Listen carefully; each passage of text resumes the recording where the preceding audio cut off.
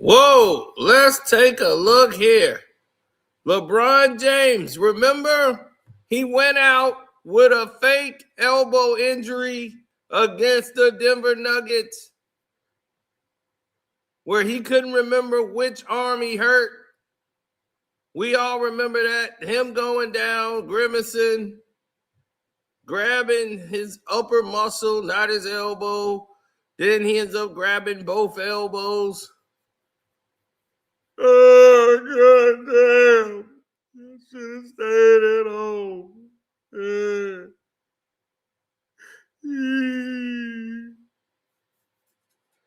Well, his plan backfired. LeBron wanted to take some days off prior to this, but he didn't want to get blasted in the media for low managing when everybody was talking about playing 82 games, 65 games, all these games that was being talked about as he started the season off missing the first 14 games. So he wanted to prove he was Iron Man James. But he wanted time off. And he knew they were struggling and there was no way they were going to make it. So what he decided to do was something completely stupid.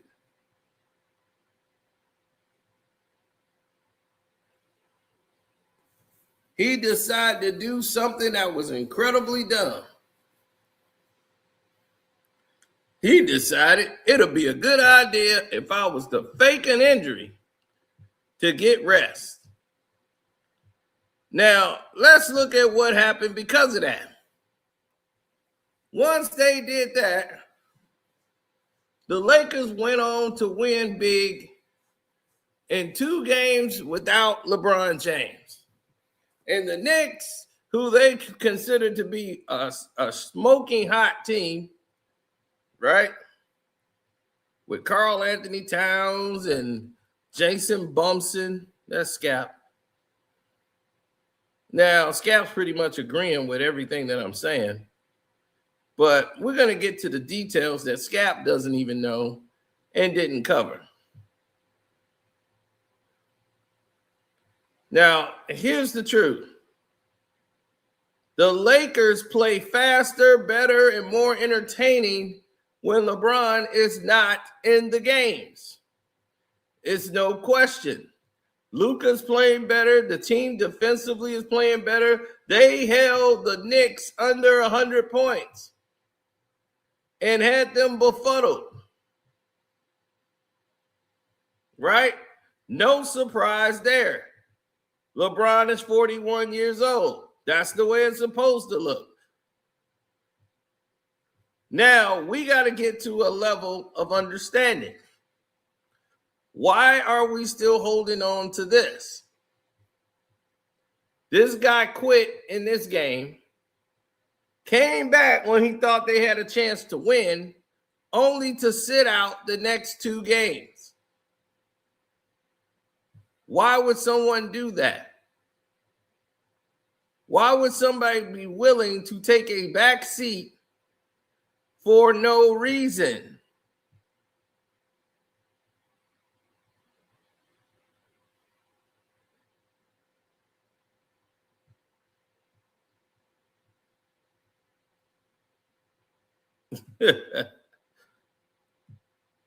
Well, it's clear.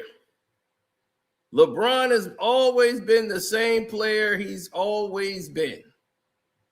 Arrogant, full of himself, and Michael Jordan knows it.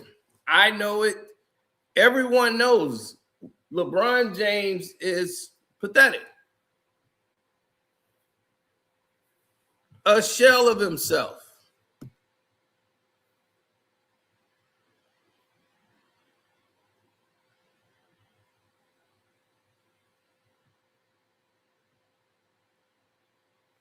But let me tell you what's also going on that no one seems to know about because no one seems to really care.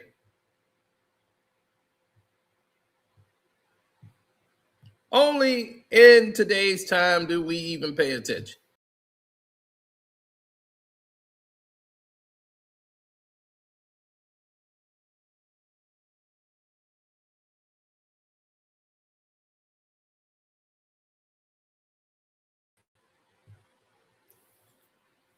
How long LeBron James been in the league? 20 plus years, right?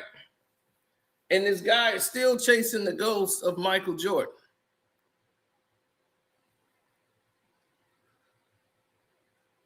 We did a video on the Patreon detailing players just don't love the game like the guys back there, having a genuine love for the game. And NBC aired a part of Michael Jordan's interview. Again, every bit is just dumping all over LeBron James.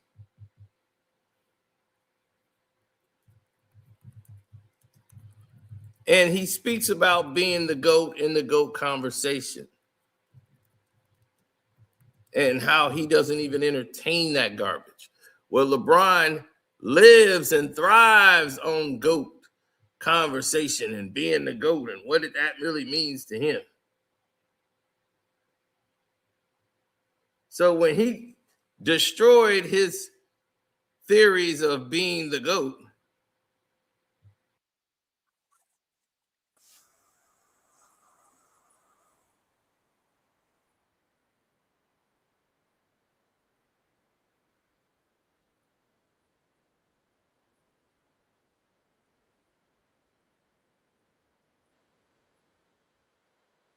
generation that's watching me or watching me throughout my career, I mean, shit, my son is right over there. So this is what I'm talking about. This is the nonsense. Listen to the lies. We'll take it back. I would never disrespect the basketball gods. And I understand that it's a real thing. And, you know, I would never disrespect the basketball gods when it comes to playing this game. So I'll put the time and the effort and the commitment in it, mentally, physically, spiritually. You know, every time I hit the floor or I'm at practice, whatever the case may be, trying to set the example for my teammates and a younger generation that's watching me or watching me throughout my career. I mean, shit, my son is right over there. So I can't afford to cheat the game ever. And I would never do that. And I got to set an example for him over there, too. So, you know, as Jay-Z would say, if you can't respect that, your whole perspective is whack. Maybe you'll love me when I fade to black. Get out of here, LeBron. Go back to LA. Don't come to New York with that Boo! Boo! LeBron! LeBron! You never beat Jordan. You never beat Jordan, my Oh, Kobe. You bum. Oh, Kobe. You bum. Get out of here.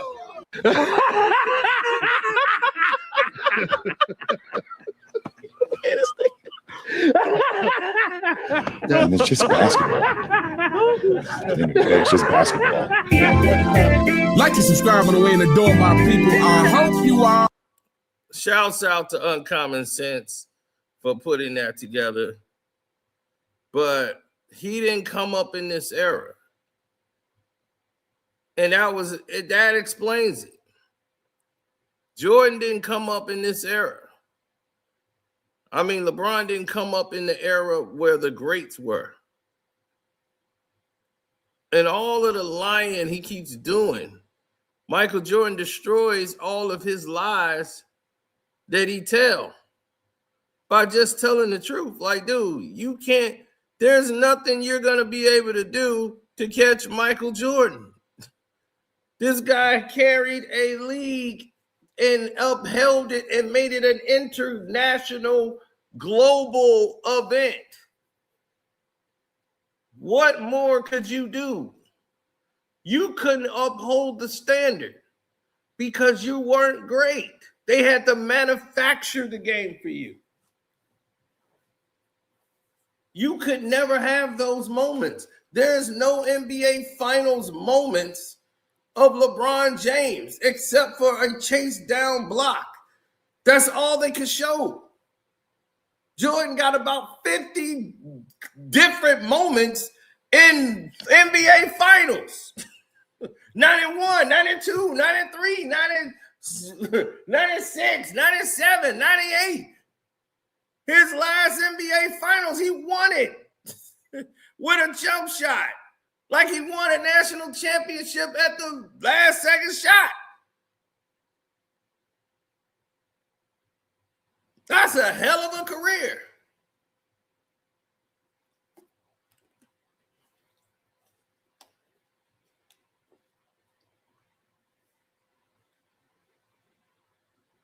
This is what we talk about. This is the greatness. This is the list of greats. These are the people who were ultimate competitors. They played the game hard. They came in there and they gave everything they had.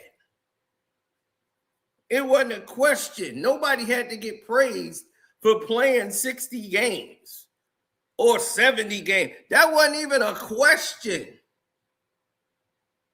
that people would ask. Now you want to get praised. It's like the guy at your job where you work at. Look, Kobe, like he ready to sock LeBron in his mouth right now. It's like somebody saying, I want to get credit just for showing up to work. Look, I'm at work every day. But yeah, you come in 5 minutes late, 10 minutes late, 20 minutes late. But I'm here though. Okay, well, what you do when you get there? Nothing. But we're supposed to give you credit because you showed up to your place that they pay you to be. You paid to play this game. Way more. You make more than 1 year than these people made in a career. And they love this game still. They wish they could play it.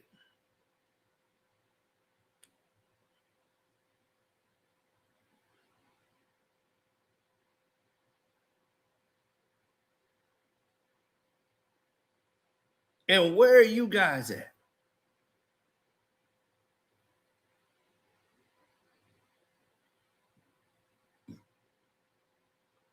This man has playoff performances that was iconic. The second time he eliminated Cleveland.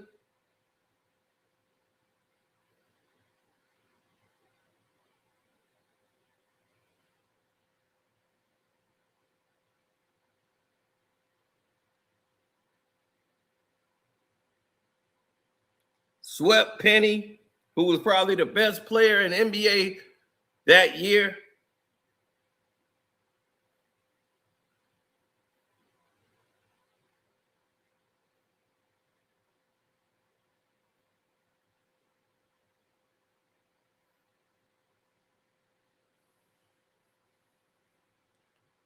You just never was this. And when they compare you to the greatest of all time, it was to sell you, but it also failed you because it brought everybody's attention to you. Everybody wasn't even paying attention to LeBron James. They weren't paying attention to him.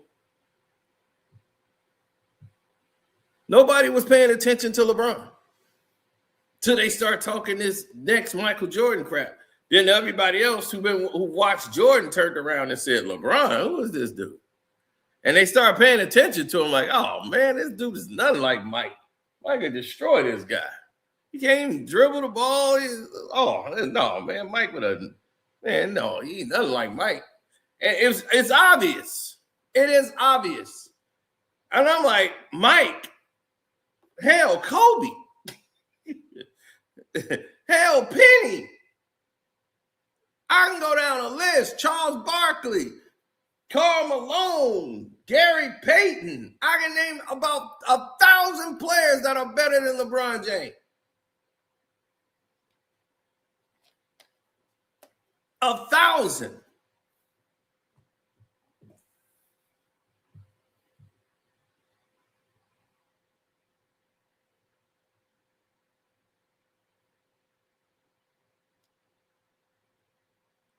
At what time Michael Jordan was not, even in his Washington Wizard years, he was not the best player on his team.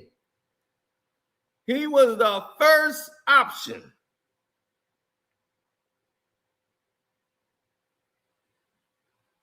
Even in Washington,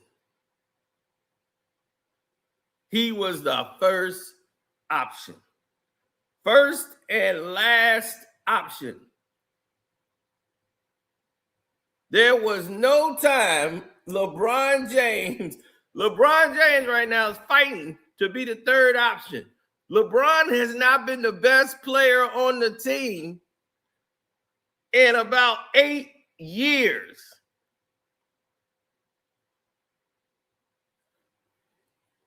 Once, hell, Kyrie was better than him.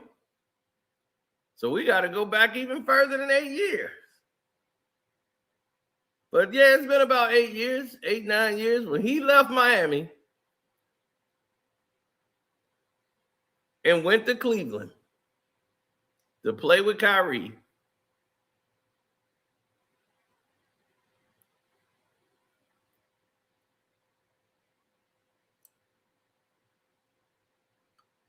it was all over.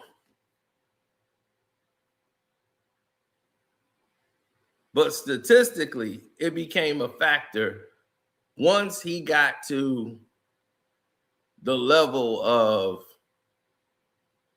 a Michael Jordan type of numbers and stuff like that. Like he was putting up 40 in the finals. He was doing that against Golden State. Those things dissipated. And once he went to the Lakers, it was all over. By the time Anthony Davis got there, Anthony Davis was the number one option on the Lakers. It wasn't LeBron. AD was the guy. That's right. Points, rebounds, blocks. LeBron only had more assists than Anthony Davis. At no time did he outscore Anthony Davis and lead the Lakers in scoring. James Worthy want him out of there. Everybody think he's soft. He done destroyed the culture of what the Lakers are about. They've never been a crying, whining ass team like this, only when he came along. And he's slowing the team down. And when Austin Reeves, you see how he's progressed and played well since LeBron's been out. He's been the problem. Reeves was putting up 35 a night. You see him and Luka were playing great together. Then everybody else started playing, and all of a sudden the Lakers can play defense. Yeah, you know why? Because they ain't got to worry about a guy that ain't playing defense. LeBron James just standing around. Now we're gonna get to some other factors that's taking place here too, because it's a lot that's going on that you got to peel the layers back to get through. But it's a lot that's going on. It's just haven't been getting discussed. But it's disgusting. Now, here's the nature of it. Because people are a little confused as to what's going on. Now, as you see, MJ was doing his thing back in the day, hitting game-winning shots, top-selling shoe. Right now, Jordan just released a shoe that everybody is breaking their neck to find. And it's the new Spike Lee's where they added some different leather. They black now. The Spike Lee's got released. I know LB would know all about it. But he beat a player who was the best player in the game in Penny Hardaway. One of the best players. They went to the NBA Finals. They came back and swept them.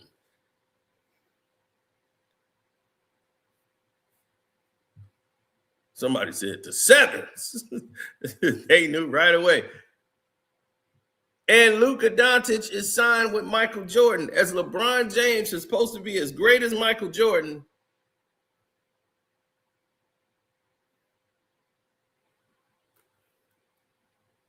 yeah, we spoke on that before. Yeah, he tried to get James fired from the pre and post game show. And the Lakers said, well, we can't do that.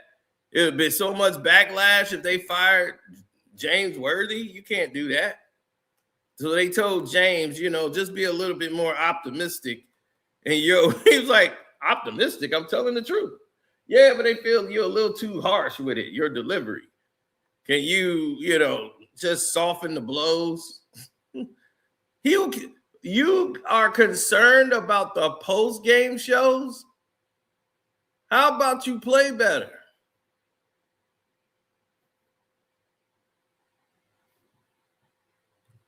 How about you play better?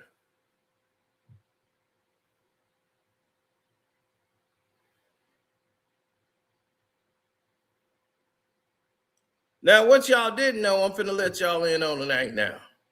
We discussed it on the Patreon, so I'll show you right now. LeBron James and Savannah James are in therapy. They're in couples therapy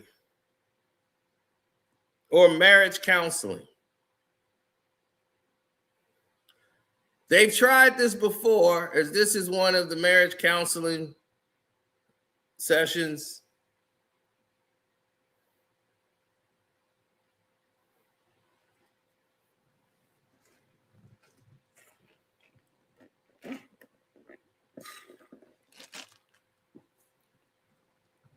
And one of the things that's been going on is that he's blaming household issues for his problems.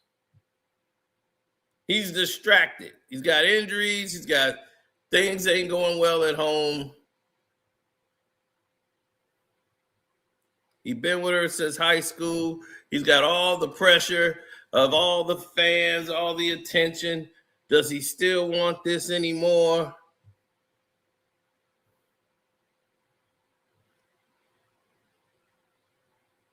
Sino got all the info. And Savannah is tired of being ignored. She tired. She tired, bro. She want to be seen, but you keeping her shelved. And you done played for 20 years, and she been the good wife, keeping her mouth shut, not destroying you in the press after many times you didn't dog her.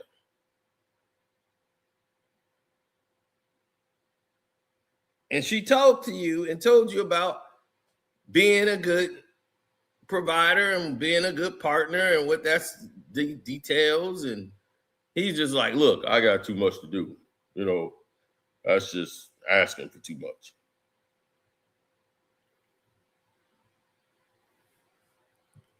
But the man who says he's busy has no time. He has no problems taking time out to go jump on Richard Jefferson's podcast show, go on somebody playing golf or sitting around drinking and dancing and sipping wine, and the wife is nowhere to be found. She's always doing stuff by herself, even when they're not together.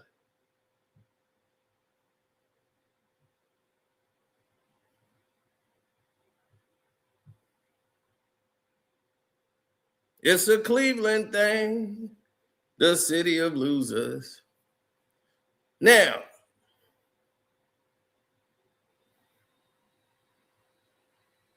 right, going to Casa not to try to sell his bum ass shoes. Nobody still bought those shoes. Oh, Savannah, no, I got all the time in the world for you. Come on down. Once you wash the stench of LeBron James off of her.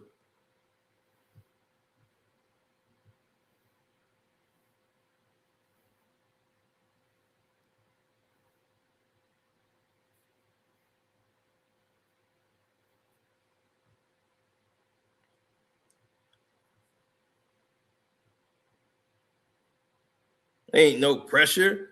If there was pressure, then retire. Nobody's asking you to stick around. Go work on your marriage on your own. How about that? Go work on your marriage, be happy, and go somewhere. Nobody's asking for you to be around.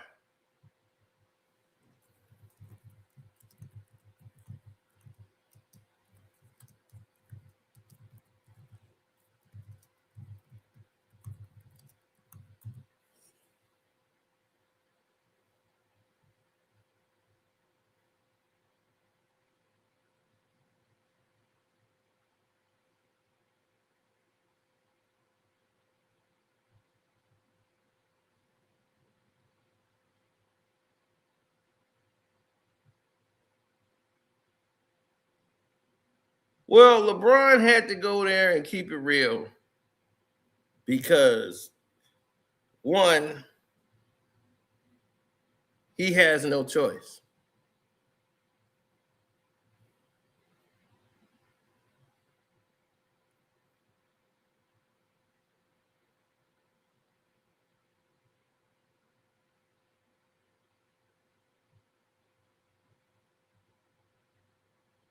Dog, there's so much going on, man.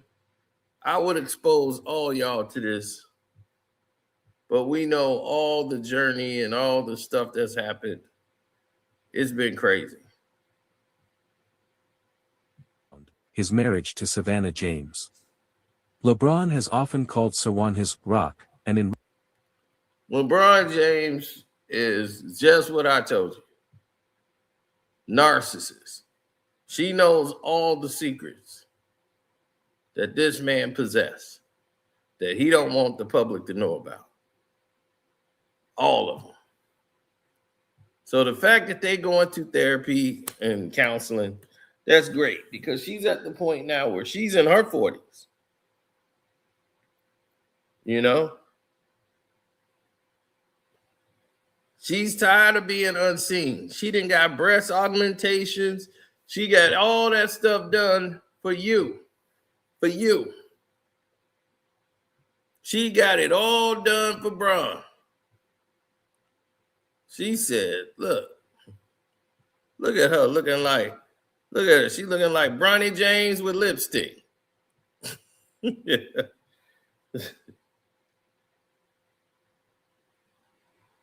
Now, she got all this done to keep you around, to keep you satisfied and interested.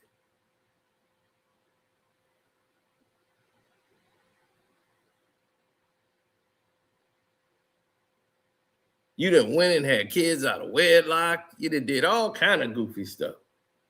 And they never tore you down. She never, nope, she stayed there. She said, nope, I ain't gonna do that to her.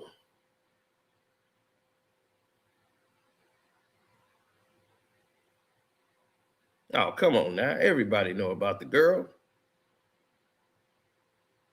What they gonna say when that baby is like 6'10" and can dunk a basketball and jump out of the gym? Do they forget these kids grow up?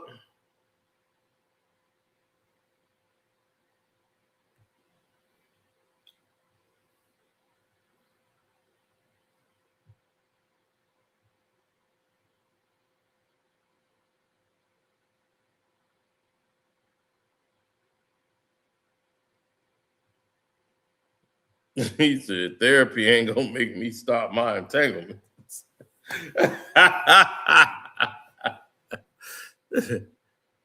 Now,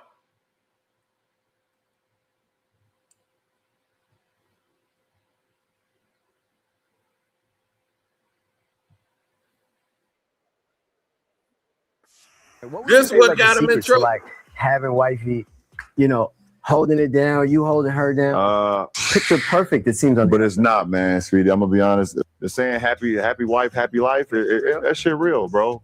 But also, like, you know, shit, happy husband. Happy loving. Yeah, there you go. Hello, everybody, and welcome back to the channel. Well, recently, This LeBron what got James LeBron in trouble. was on Speak podcast and was actually talking about, you know, his relationship, you know, that he's been in since high school, married now. See, LeBron got time to do everything else but be with his wife. And it's like a chore. He'd rather hang out with a bunch of strangers and party with them than hanging out with his wife. And he can't understand how she'd be like, hey, it's my time. You know, and he'd be like, all right. You know, like he want to go hang out with the fellas. It's like he's married and he just don't understand what that means in 20 years. And then he made an agreement with his wife that she could do a podcast show. He said, Savannah, you could do a podcast show, but don't talk about me on the show. So he gave her permission to allow her to do her show. She does her show and really don't talk about their like relationship, only for LeBron to go on a podcast show and starts trashing her and basically the whole thing. Like, man, it ain't hard, shoot. So he was in the doghouse. LeBron James was in the doghouse for doing just this. Sitting on this couch, gossiping. Hear what LeBron had to say. Savannah, your wife, you guys have been locked in seemingly forever at this point. What would you say is like the secret to like having wifey, you know, holding it down, you holding her down? You're like the only, it's like a picture perfect, it seems. But it's not, man, sweetie. I'm gonna be honest. A relationship is never picture perfect. But if you're able to work through, if you're okay with working through the hardships and the adverse moments, then it will make it all worth it, man. Like, we've been together since high school, so shit ain't gonna always be a bed of roses, man. In any relationship, you know, let alone someone that you're living with for over 20 years. So, you know, I think communication is number one. You know, being honest is number two. Number three is just like, you have to be okay with being uncomfortable in relationships sometimes, man. You can't always have it your way. You can't always think that, you know, my way or the highway. It's never gonna work that way. You know, the saying happy wife, happy life, that shit real, bro. But also, like, you know, shit, happy husband, happy loving. Yeah, there you go. Made that up on the top, my boy. Right, no, that's why you're not speedy, man. That was quick. Yeah, but for real, like, you know, produce the album, bro. There you go. But like, for real, like, it's not gonna be a bed of roses. And if you okay with going through, you know, going through the rain, can you stand the rain, champ? Can you stand the rain, man? They said it. Yo, LeBron James said a mouthful in regards. Now, there are plenty of people who are great fathers, but lousy husbands. And LeBron seems like he's a good father. He just seems like he's really a lousy husband at times.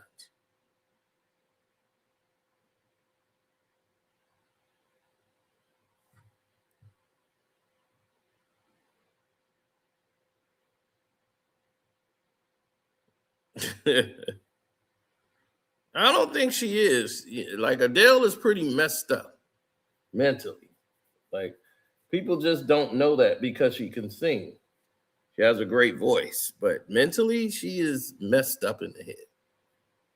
She's always been like aloof and off.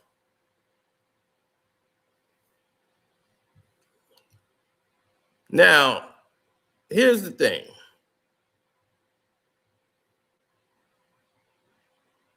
Now, everybody knows by now, but in case you don't know, let's look at LeBron's secret daughter.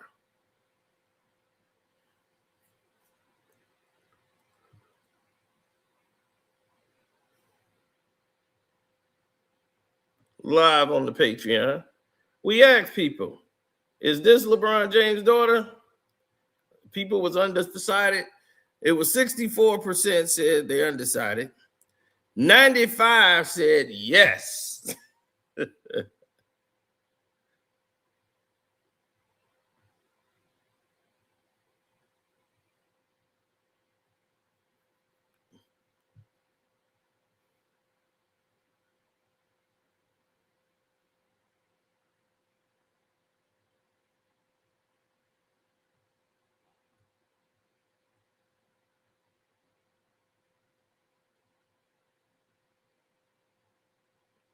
At this point, the baby was like 3, and she's already like 5 feet. Now, this is the daughter of the woman LeBron was messing with in Cleveland. The news broadcast lady. And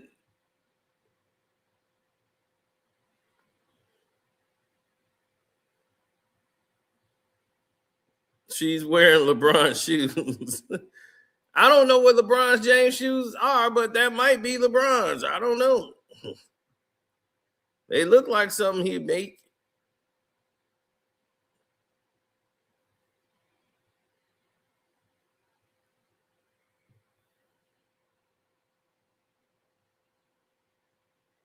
What's up, Uncle Claude?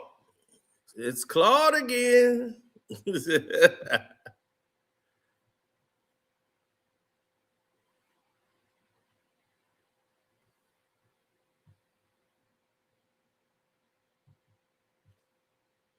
Now, all of this stuff comes back because no one is going to forget all of the stuff you've done. That woman know everything you've done to her. No matter what you tell the general public, the rest of the world knows they've covered things up for you.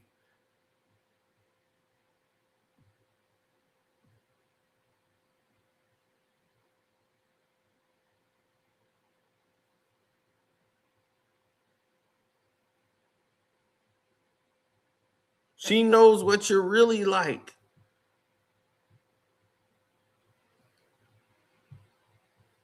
She knows the true you. That's the true you. The passive aggressive, bisexual man, the true you.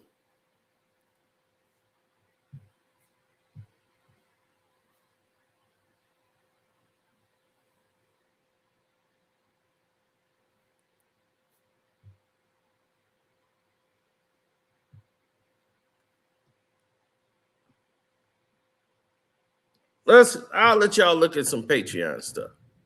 It's on. It's time to call out the Fruity King. Dude playing on both sides of the team. Supposed to be playing on both sides of the, offense and defense, but not off the court. See, on the Patreon, we give it to you raw. Now, just so y'all know, this is April 24th of 2020. So we've been knowing for a while. But this is for the regular people who not Patreons. This is probably y'all first time seeing this. We can't get them to play defense on the doggone court. So when we saw him throwing it back to the doggone white dude grabbing his booty, I said, uh-oh. It's time to go back to the beginning. We got to break this down. There's a reason him and Adam Silver Slipper are so close.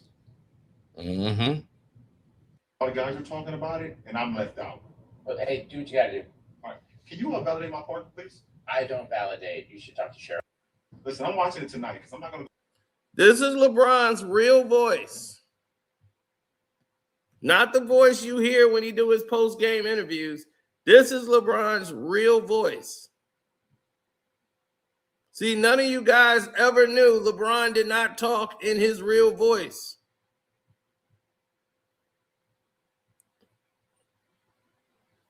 Everybody know that, Quan.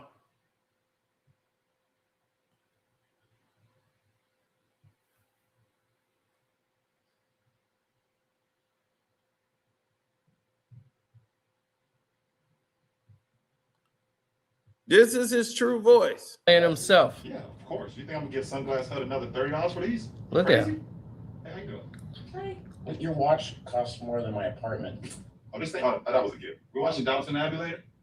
If I get out of here on time, yeah, we can watch it. If not, let's do it tomorrow. What? Listen, I'm watching it tonight because I'm not going to go to practice in the morning and all the guys are talking about it and I'm left out. But hey, do what you gotta do. All right. Can you validate my part, please? I don't validate. You should talk to Cheryl. Okay. Take care. Nice meeting you. Bye, LeBron. Now, have you ever heard LeBron talk like that before? No, you've never heard him sound like that. That's his real voice. That's LeBron's real voice. This is how he talks when he's just laxed and he doesn't have to put on a performance for y'all.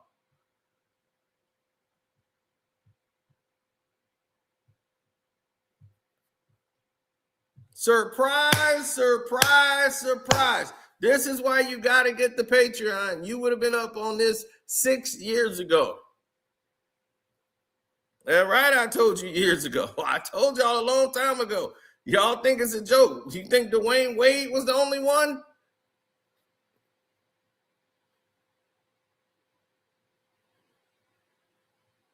Lil Wayne called them all out.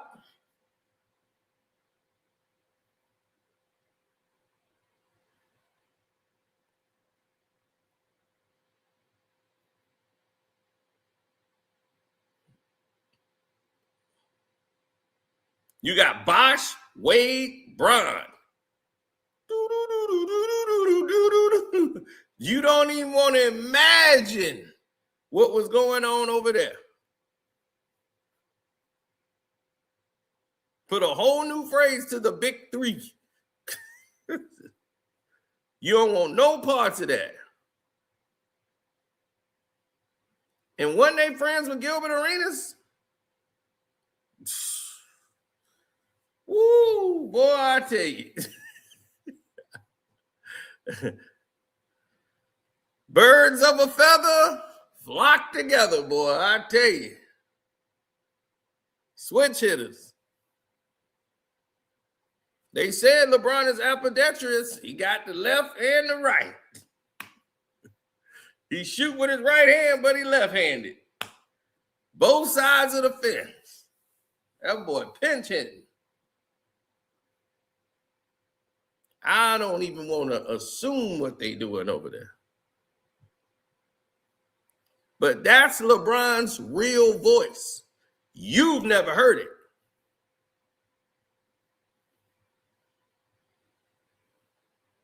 That's how he truly talks in every walk of life. But when he get on TV, he get in interviews, he get everywhere else, so,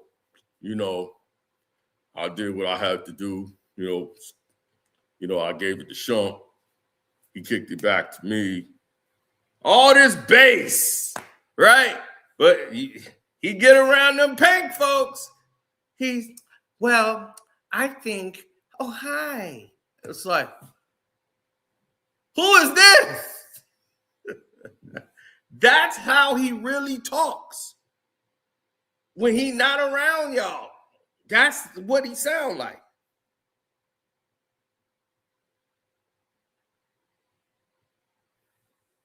Docile, weak man. That's what he sounds like. Completely, all the way through. So now you know. You go to the Patreon to see the rest.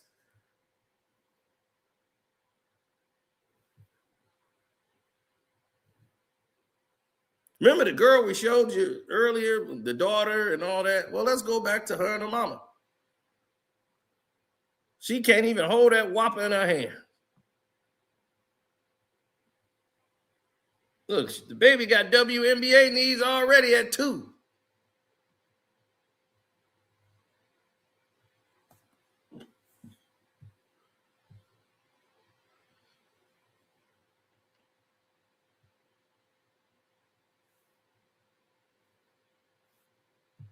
And Savannah had to put up with all this from him.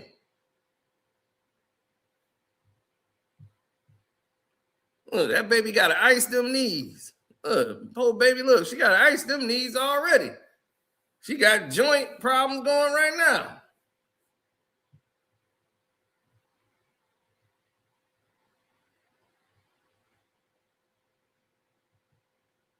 Brian gonna be like, no, that's my boy's kid. You got to say that your boy is the father and pay that off. It's a lot.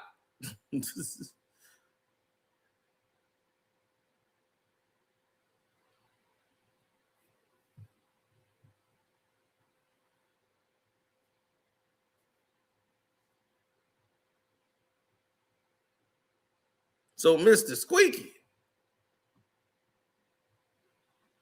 we know all your secrets. You can't get nothing past us. Nothing flies past us when it comes to him. We all done covered it. Just been on the Patreon. So if you sign up for the Patreon, the Casino for Life Patreon, you won't miss a thing. We cover it all.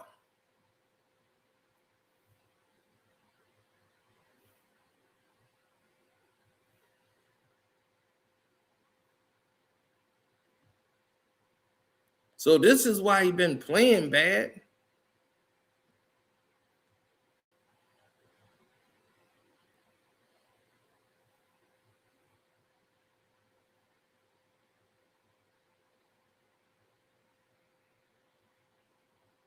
Oh, 100%. He wanted Austin Reeves off the team. If he wasn't willing to come off the bench, he wanted him out of there. What a proud home record.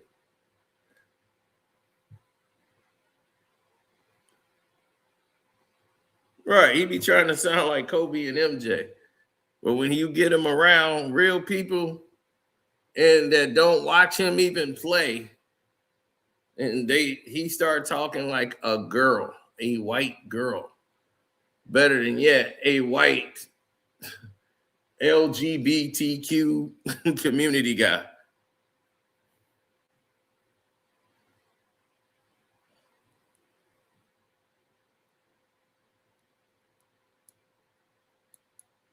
Now, I didn't want to believe it at first. Let me be the first one to tell y'all, I did not want to believe it. Is he going back to Cleveland next season? I don't care. He can go back to, as long as he ain't going back to Cali. Cali, I don't think so. Get his ass out of town.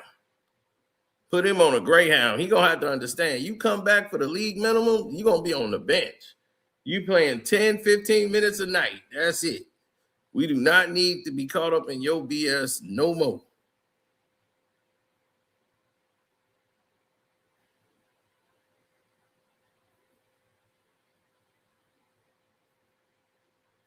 He said, well, to be fair, he does sound like MJ too.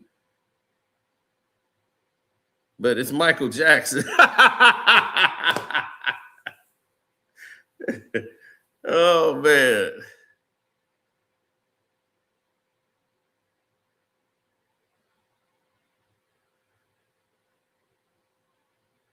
Yep.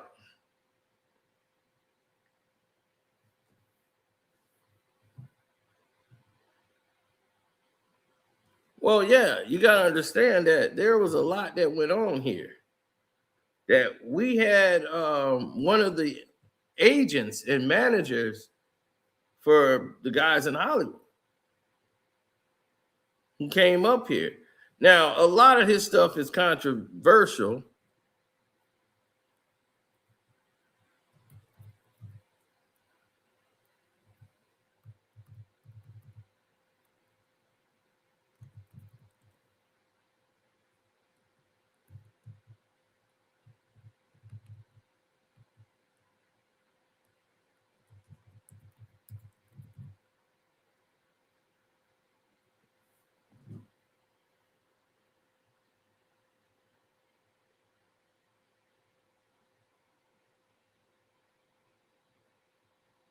Oh, 100%.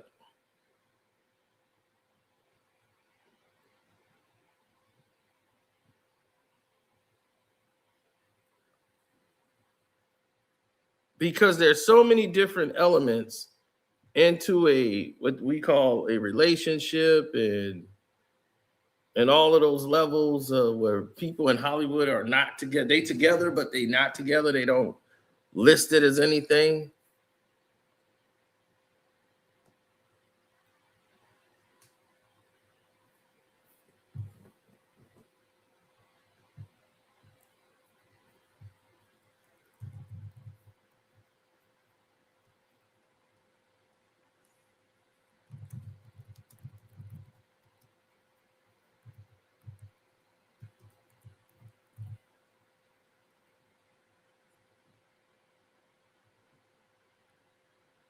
Mm-hmm.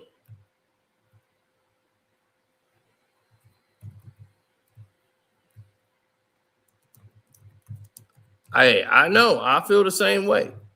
If the Los Angeles Lakers playing better without LeBron James, how is that anyone else's fault? How is this your marriage? This is everything that he's pulling together to try to pull himself up to say, see, this is why I couldn't make it. Dr. Manhattan, what's cracking? He said, LaBarge.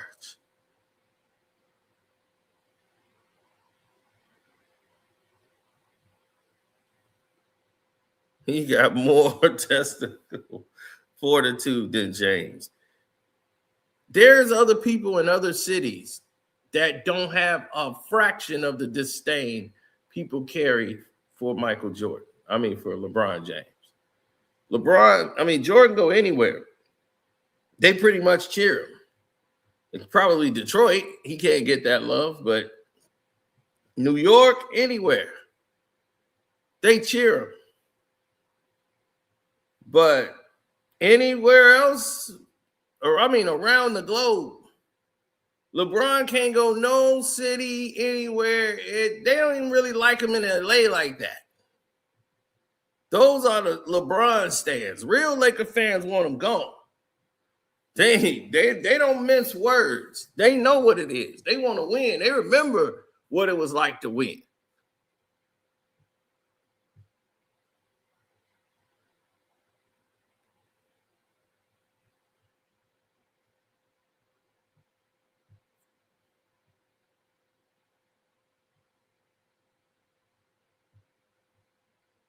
Yeah, I just wanted to show you what he really sounded like.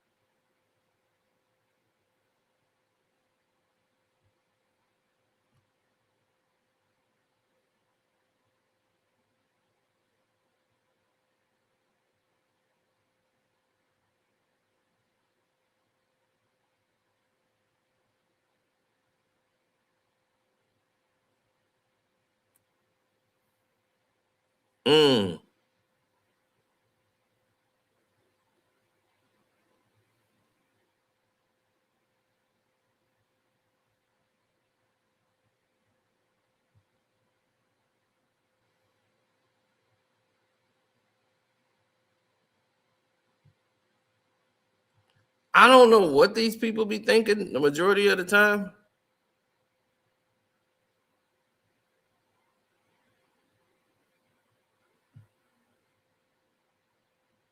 No, they come up and change their mind just like that.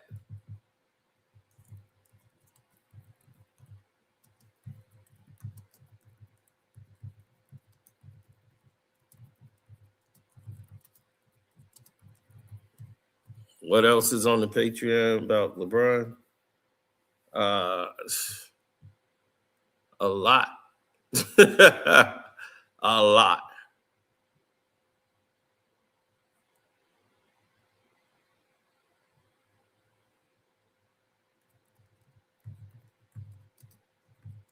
Yeah, I never wanted to believe that about LeBron.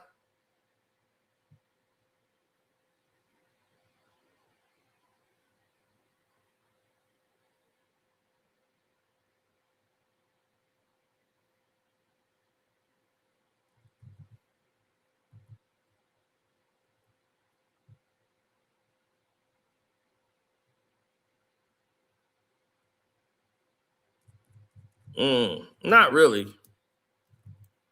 Because if you look at it from that perspective, then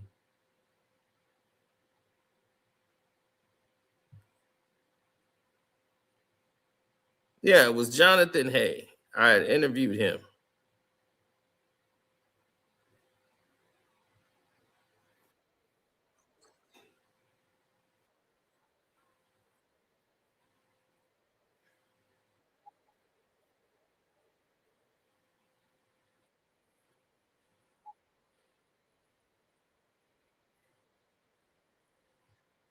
That's what I kind of figured, because when you said that all three of them were participating in a freak off.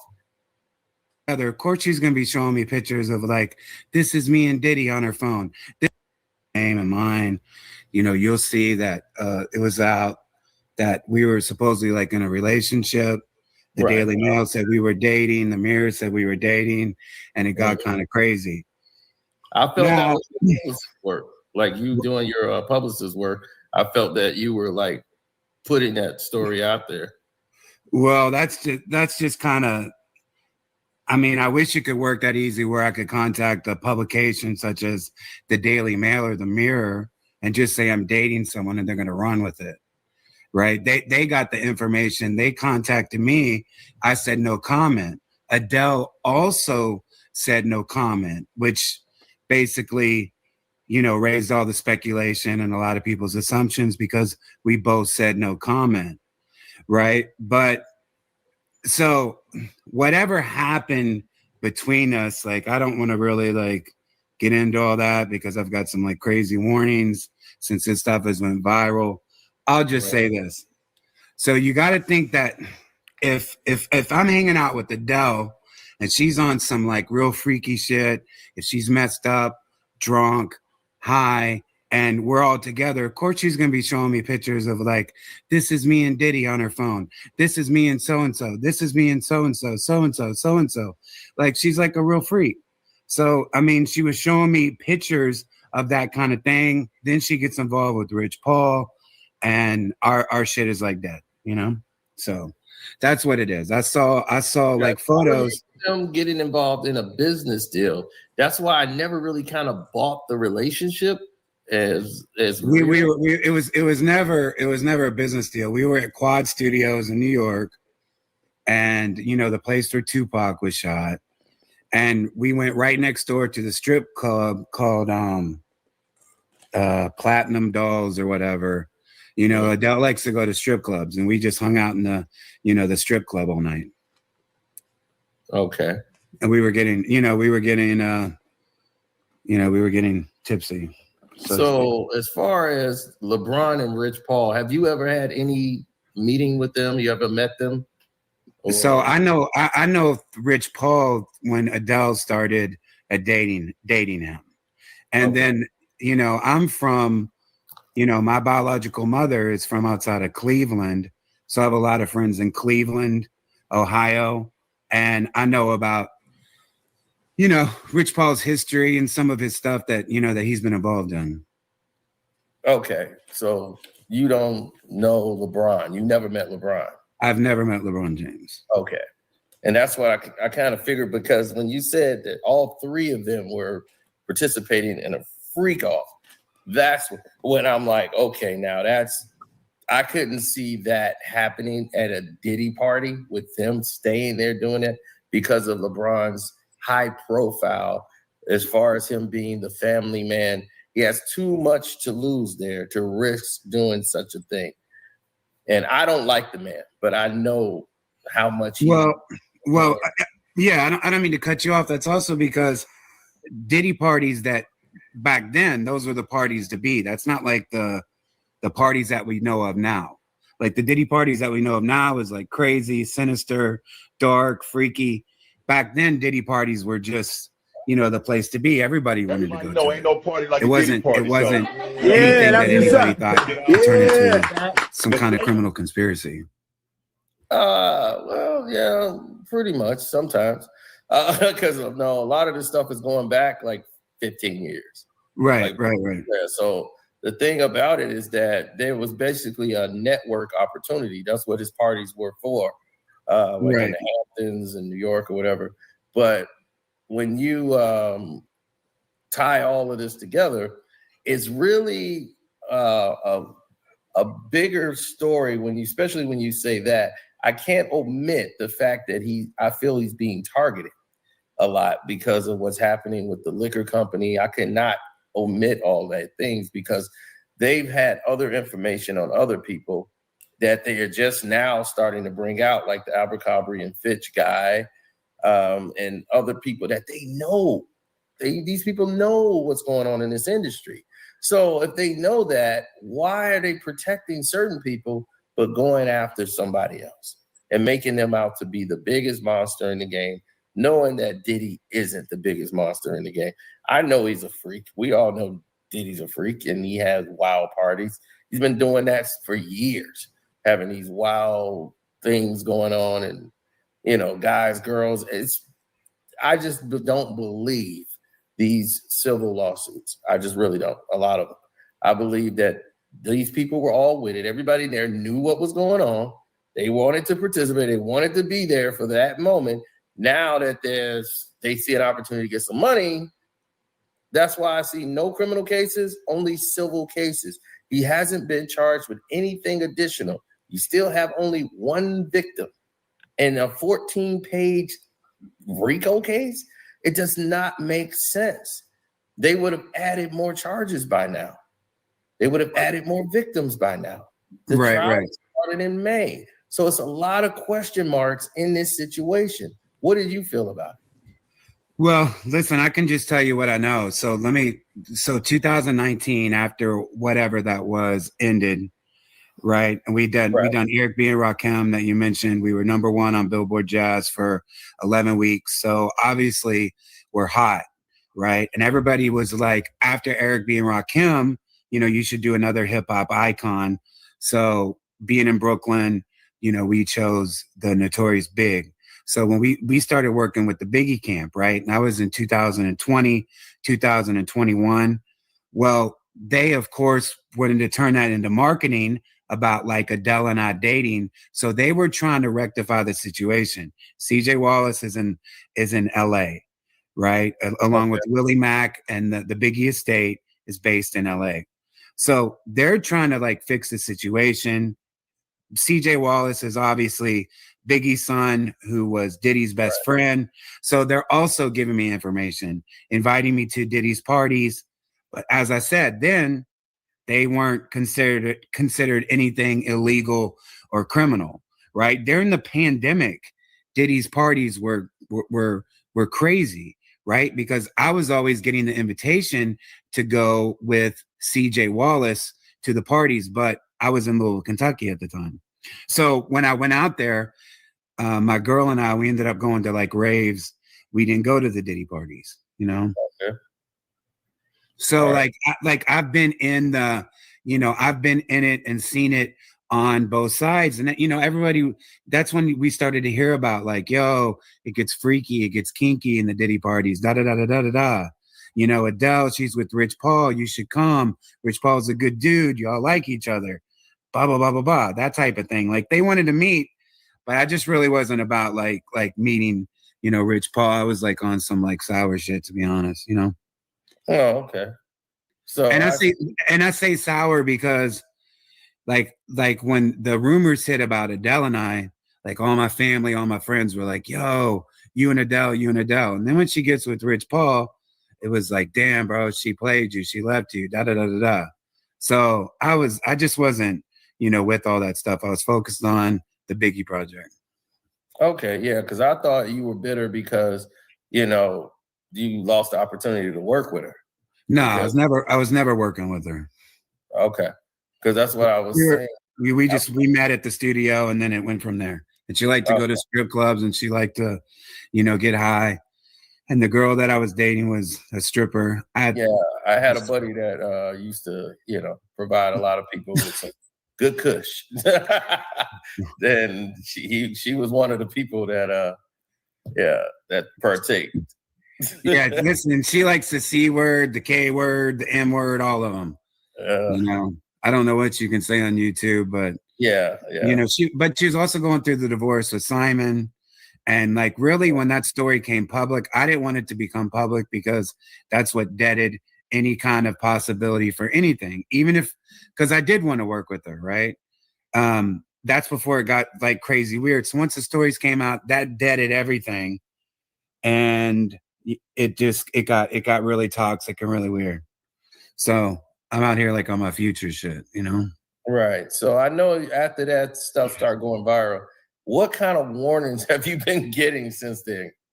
Just that, you know, I need to stop talking and like, you know, people are trying to like work it out and you're not understanding and yada, yada. But I do have a clear understanding. And this has nothing to do with LeBron James because I do like LeBron James. I don't like Rich Paul. I don't like either one of them. They come in hand. but I don't. But just like as a basketball player, I'm from Kentucky, so we're all about the basketball, Right. So, basketball player, I don't like him at all. But LeBron, I hear you. But LeBron James, so it has nothing to do with him. It's more about Rich Paul and Adele, and obviously Rich Paul represents LeBron James. Okay. All right. So now, I know you've worked with Drake. Correct. Right. And you said even as recent as this year, you've done some work with Drake. I know you probably can't talk too much about it because Drake makes everybody sign an NDCA, Yeah. Yeah. So you probably can't disclose too much, but I'm going to assume that it has something probably to do with his baby mother. And I was telling them before, like it was glitching a little bit. They probably didn't hear me. Back in the day, when the Pusha T thing, they were blaming you. You were the one that was being blamed for exposing the Adonis situation. Can you speak on that? That's correct. Well, what's wild is, I'll say this about the Drake stuff. When I was working with Drake at the beginning of the year, when they brought me on to do something, it was for that damage control when the pictures leaked. Because once again, I'm provided this information that don't answer. When Drake, when he had his, shit out and on, his plane and like his dick pics when he put that out. Do you remember that? And everybody was talking about it. But that wasn't even him, right? Like he tried to take credit for it on his story. Like that was a prosthetic. That was like a joke. I know that because I know the source of the picture, and I know that wasn't, his junk. No Diddy, pause. I've seen this done before, so I already know right. But it's like I didn't leak that out. Drake leaked that out. He wanted people to think that of him. So it's like weird when they're coming down on me when he's leaking a fake picture of his joint, that he wants people to think it's him. And that's like trending for 2 days. I thought that was like, whack. And so of course I start hearing from Drake's lawyer, and then, we talk and, they, whatever. Right. Got to put NDAs on everything because I have no issue with Drake's baby mother. Sophie is a really good mother and a really good woman. Okay, well that's good because I thought you came in to meet Drake through her. Is that how that happened? It was kind of both, right? I already knew of Drake and already knew of his manager, Future the Prince, and that's how it kind of happened. So they brought me on to help with her because they didn't believe it to be real. So I was it was like a baby mama claim because he had several people come out, several women come out and say they were pregnant with this baby, as a lot of celebrity men do. And it just wasn't true. So this was like another one, put this on watch. Let's see how it goes. Talk to her, comfort her. Let's see what's real or what's not. Right. So that was basically your job. I've had this job many a times. Like I have been publicist without even being titled. And I was like, wait a minute, I'm not even, because I had a boxing, I still got a boxing website. So I came in through the boxing world and being around Floyd Mayweather while he was growing up. So in this boxing game. So I was representing, and I was telling them earlier, when on our site, I was working with his publicist, the guy who runs his social media, and we're looking at, targeting things to put out that we're supposed to do to highlight certain events that they had going on. They had ideas and meetings. And so I'm basically doing the work for the publicist. I'm like, you're check, but I'm doing all the work.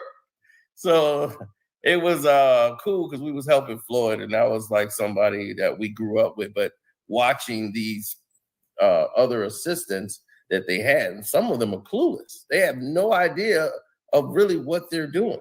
They just know them so well that they put in a circle, and they need somebody outside to do that. But what people in this chat probably don't know is that you're also a producer. Like all the jazz albums, like they don't really know too much about it. Can you tell them about some of the albums and work you've done?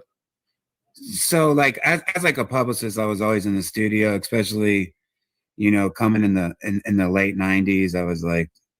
I a kid when, you know, we got our first record deal, and I really didn't know what I was doing. So being that the industry was a lot different then, I was always, being a publicist, I was always around music and I was always around the studio. And then I started producing, and it was kind of like a hobby. It was kind of like stress relief, because like when I do like the publicity, it's like you feel, when I was doing it back then, you know, you feel like it just feels fake. Like the things that you're saying, you know, you've got to put out stuff. You got to craft narrative. So it always made me feel dirty, even though it paid well. So I would produce music with some of like my hip hop heroes that was like authentic, that was like my true self, that wasn't about, you know, getting on popularity. So I just like did a lot of like jazz and like underground people, like, you know, Crooked Eye. Yes, the Wu Tang. You were actually with the Wu. I was like, man, I didn't know you was working with the Wu. Sahara the Prince, Inspector Deck, like all those people. Yeah. So I got to work with my heroes and stuff, you know, and then with AI and everything else, you know, the music industry is just like so crazy. So over the last few years, I've just been like really, really laying low, not doing anything. And then this year I kind of like woke up and I was like, I'm gonna bomb on everybody. Now it's time. Yeah, I really haven't heard like the biggest thing was, you know, the home invasion thing. Correct. That you went through. That was the most massive thing I heard about you at that time. Right. And then after that, it was like you were gone for about 2 years, seemed like. Correct. I didn't see nothing from you after the home invasion.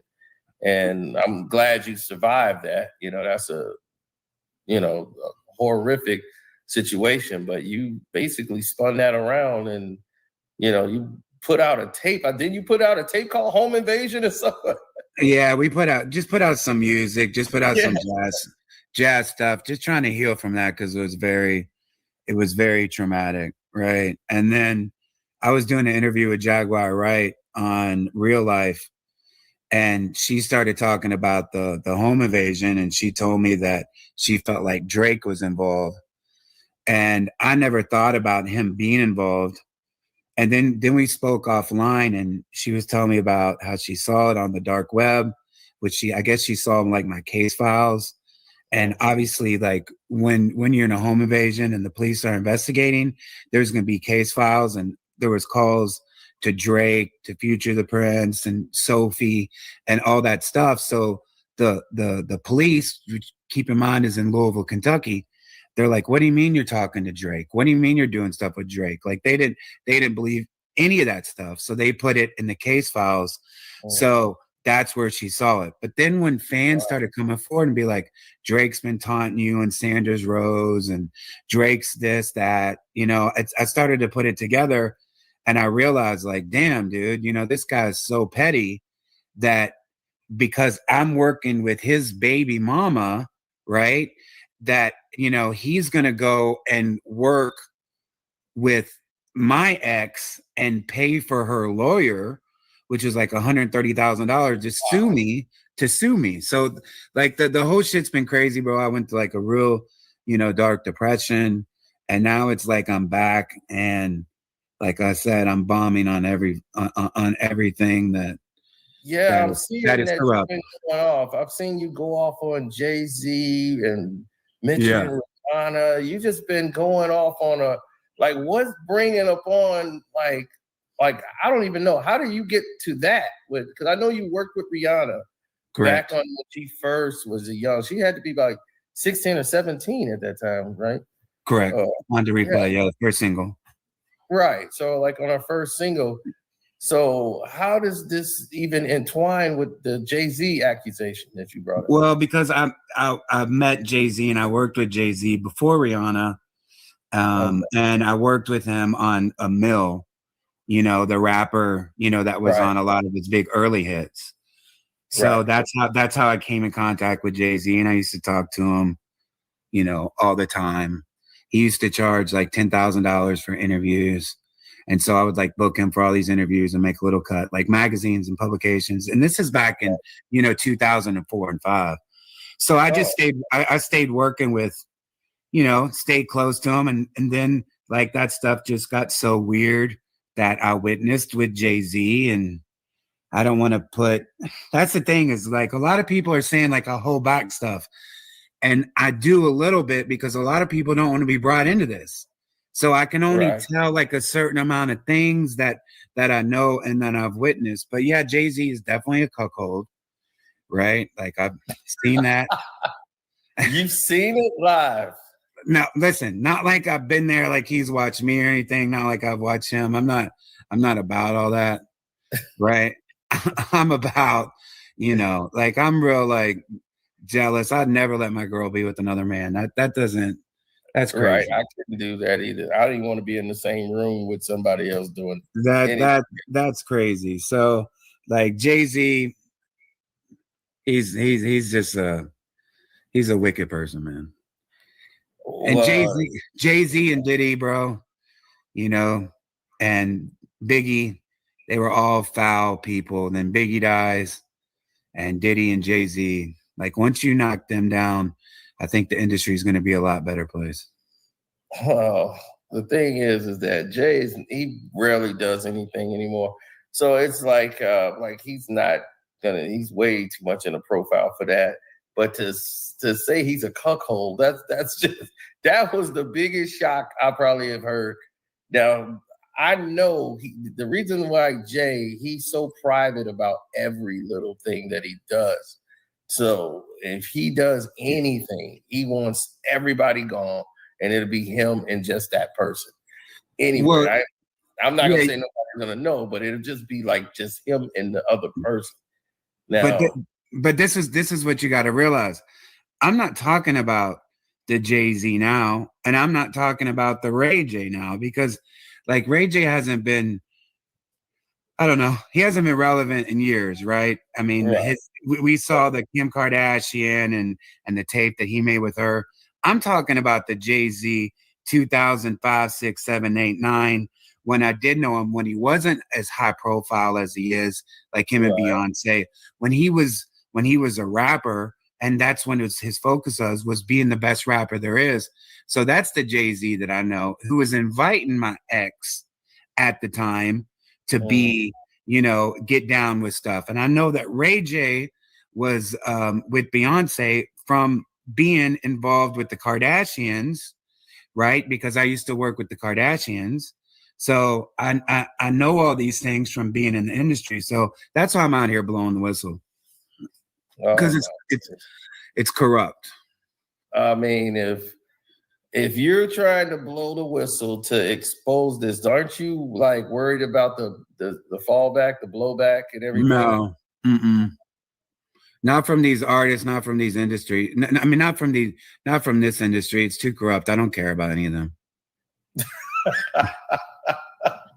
Oh man, now. Yeah, I'm from Louisville, Kentucky, home of Muhammad Ali, son. Like I don't, I float like a butterfly, sting like a bee, bro. I don't care about any of these guys. Diddy's down. Now Jay-Z's got to come down, and then it's going to be a much better industry. I don't know why why are they so hell-bent on taking Jay down? Jay's not going to go anywhere. Like, that's it. They can try all they want. Jay ain't going nowhere. They're not going to be able to get Jay. Listen, they got Diddy. They can get Jay. No. Diddy tried to extend too much. Jay-Z knows his place. Diddy tried to expand an enterprise, and that wasn't going to happen. He bit the hand of the people that were protecting him and feeding him. He thought he was at their level, and they had to show him, just like Kanye West did, and they had to smack him down into reality. And this same thing just happened to Diddy right now, and he sees now that, yeah, you've done way too much, and they could expose to the world. And once they got all the goods on you, and they know all about these freaky, crazy parties, and they'll use all that against you. And look at what's happening to him now. Yeah, no. I mean, if let's say he wins the case, he can't do anything anymore. Like, he won't be in any industry parties. It'll just, nobody want to be photographed with him. Nothing. He can't do anything anymore. He's completely gone. But I don't even see Jay and them two being a problem. The problem in the industries is people are omitting the people around them that are the CEOs and the guys that actually are the presidents and CEOs of these companies that cut in their checks. These guys are the guys. I know you. We all know who they are. Correct. The parties is their parties. These CEO of these record companies that bounce around from label to label, and they put their friends as vice president of the companies. They're the ones throwing these parties and putting all this stuff together so that all of this would happen. The people who are cutting Diddy and Jay-Z the checks. These are the people that like I know. Now those are the people I'm scared of. Right, That's the they. When they say they, one of the guys is in charge of YouTube. I'm scared of all them. I'll never speak on none of them. So it's like maybe I'm being fake too because I'm whistleblowing on everybody. That's what I'm saying, right? It's easy to whistleblow on basically the talent and the artists, but what about the people that's above them? Those are the problem. So if you want to drain the swamp, you got to start with that circle. You're right. Getting them out ain't gonna do anything. They'll just replace them with somebody else. You're right. Yeah, maybe I need to chill. Maybe I need to fall back. You're right. I got you. Listen, I've got to leave here because I've got to run out, but I appreciate, you, and I appreciate that. I just want to kind of clear that up. When I did that interview, I was slow because I wasn't reading. I was just really faded. And somebody asked me to address the situation. So I had that good coach that you're talking about that Adele liked. I was faded. My girl was like, yo, you should record that over. I was like, it's too late now. I already sent it off. So well, at least they glad you came up, man, and now you've explained it to them. And now everybody's like, oh, okay, now it makes sense. So now, so he said it, he got it all out. Now he knows he can just fall back down. And just That's it. You're right. I gotta chill. But thank you so much, bro. Really appreciate what you're doing. No problem. Thanks you for coming up. All right. All right. Appreciate you. Have a good night. That's right.